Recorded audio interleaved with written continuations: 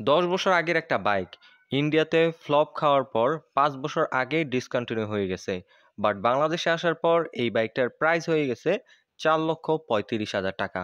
ভাবা যায়? আজকের ভিডিওতে আমরা আলোচনা করব যে কারণে আপনারা ইয়ামাহা FZ25 বাইকটা পারচেজ করবেন না। এই বাইকটার টাইটেলটা আপনারা সবাই ইতিমধ্যে দেখে ফেলেছেন।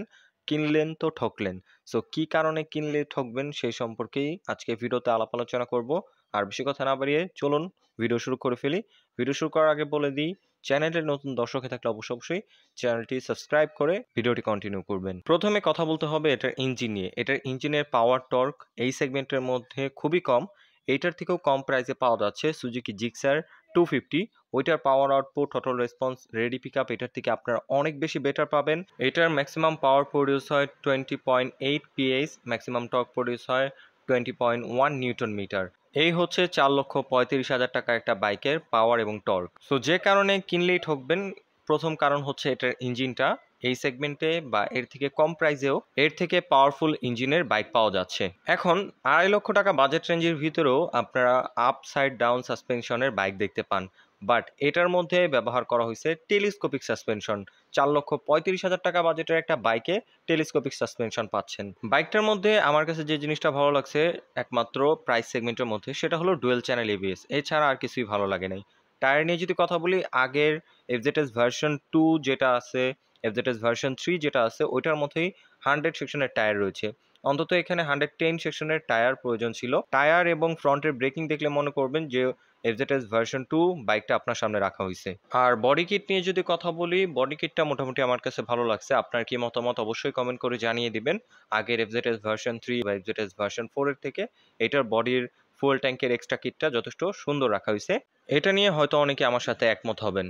এবং রিয়ারে পেয়ে যাচ্ছেন 140 সেকশনের টিউবলেস টায়ার। এখানেও 150 সেকশনের টায়ারটা দেওয়া প্রয়োজন ছিল। টায়ারটা এই সেগমেন্ট হিসাবে আরেকটু ওয়াইড টায়ার দিলে আরও ভালো কনফিডেন্ট পেতেন আপনারা। টেল লাইটে এখানে এলইডি পেয়ে যাচ্ছেন এবং স্প্লিট সিট রয়েছে, গ্রাভেল দেখতে পাচ্ছেন। আর এখানে আপনারা ফুললি এলইডি প্যাকেজ পাচ্ছেন না, হ্যালোজিং টেল লাইট রাখা হয়েছে আগের এফজেডএস ভার্সন 2 মতোই। ৪,৩৫,০০০ টাকা দিয়ে একটা বাইক কিনবেন যেটার মধ্যে এলইডি প্যাকেজ পাবেন না, ফুললি হ্যালোজিং ইন্ডিকেটর। এটা ভাবা যায়? এখন ২-২.৫ লক্ষ টাকার একটা বাইকেও, বা আপনারা যদি একটু খেয়াল করেন, হিরো এক্সট্রিম 125এও ফুল এলইডি প্যাকেজ দেওয়া হচ্ছে। সো বুঝতেই পারতেছেন এসিআই মোটরস বা ইয়ামাহা বাংলাদেশ মানে কাস্টমারদের কথা কতটুকু মাথায় রাখে। আর ফ্রন্টে আপনারা এলইডি ডিআরএল পেয়ে যাচ্ছেন, ব্রাইট একটা এলইডি ডিআরএল রয়েছে, প্রজেকশন এলইডি হেডলাইট রয়েছে। এটার যে প্রাইস রাখা হয়েছে, এই প্রাইজে অবশ্যই ফুল এলইডি প্যাকেজটা দরকার ছিল। আর যে কারণে 100% এই বাইকটা অ্যাভয়েড করা দরকার, সেটা হলো এটার মিটার কনসোল। প্রত্যেকটা বাইক লাভার বা প্রত্যেকটা বাইকারই এটার মিটার কনসোলটা দেখে একদম মাথা গরম করে ফেলছে। ৪,৩৫,০০০ টাকা বাইকে আপনারা একটা মিটার কনসোল পাচ্ছেন যেটার মধ্যে কোনো ইনফরমেশনই দেখা যায় না। সামান্য একটা গিয়ার ইন্ডিকেটর এই মিটারটার মধ্যে নাই। নির্লজ্জের মতো এটার মধ্যে এই মিটারটা দেওয়া হয়েছে, আসলে এছাড়া আর কোনো ভাষা নাই।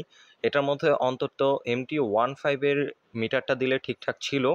আসলে এই প্রাইস সেগমেন্টে বা এই বাইকের সাথে এই মিটারটা একদমই যাচ্ছে না। এটার যে ফিচার, এটার প্রাইসটা মোটামুটি 3,40,000 বা 3,50,000 টাকার মতো হলেও মানুষ বাইকটা পারচেস করতো বা অনেক বাইকাররা এটা প্রেফার করতো।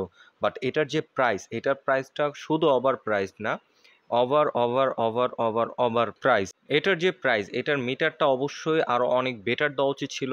আপসাইড ডাউন সাসপেনশন দেওয়া উচিত ছিল, টায়ার দুইটা আরও ওয়াইড রাখা উচিত ছিল, কুইক শিফটার দেওয়া উচিত ছিল, এর পাশাপাশি ফুল এলইডি প্যাকেজ দেওয়া উচিত ছিল। তাহলে বাইকাররা এই বাইকটাকে অথবা এসিআই মোটরস বা ইয়ামাহাকে খুব ভালোভাবে ওয়েলকাম করতো। সো এই ছিল আজকে আমার মতামত। আপনার মতামত অবশ্যই কমেন্ট করে জানিয়ে দিবেন আপনি কি বাইকটা পারচেস করবেন কিনা। আর হ্যাঁ, বলে দিই, বাইকটা ভালো, বাইকটা যে খারাপ তা না। ইঞ্জিন স্মুথনেস ভালো, ব্রেকিং কন্ট্রোল ভালো। বাট এইটার যে প্রাইস রাখা হয়েছে, এই বাইকটা এই প্রাইস রেঞ্জে নেওয়া এক ধরনের বোকামি ছাড়া কিছুই না। আপনার কাছে যদি অনেক পরিমাণ টাকা থাকে, টাকা ওয়েস্ট করার কোনো জায়গা নাই, তাহলে এই বাইকটা আপনি কিনতে পারেন, যেটা আমার পার্সোনাল মতামত। চাইলে আপনি বাইকটা পারচেস করতে পারেন। আর হ্যাঁ, বাইকটা যদি 3,40,000 বা 3,50,000 টাকার মধ্যে হতো, তাহলে মোটামুটি মানিয়ে নেওয়া যেত প্রাইস রেঞ্জের মধ্যে, 3,50,000-এর মধ্যে হলে। আর আমি ভিডিও শেষে আবারও বলে দিচ্ছি, এটার যে প্রাইসটা অনেক বেশি। এই প্রাইস রেঞ্জের ভিতরে সেরকম কোনো ফিচার এটার মধ্যে নাই, কোনো টেকনোলজি এটার মধ্যে নাই। তাতে কি হয়েছে, ইয়ামাহার বাইক যেহেতু, অবশ্যই ভালো বাইক হবে। সো আজকের মতো এখানে বিদায় নিচ্ছি, দেখা হবে নতুন কোনো বাইকের আপডেট নিয়ে। সে পর্যন্ত সবাই ভালো থাকুন, সুস্থ থাকুন।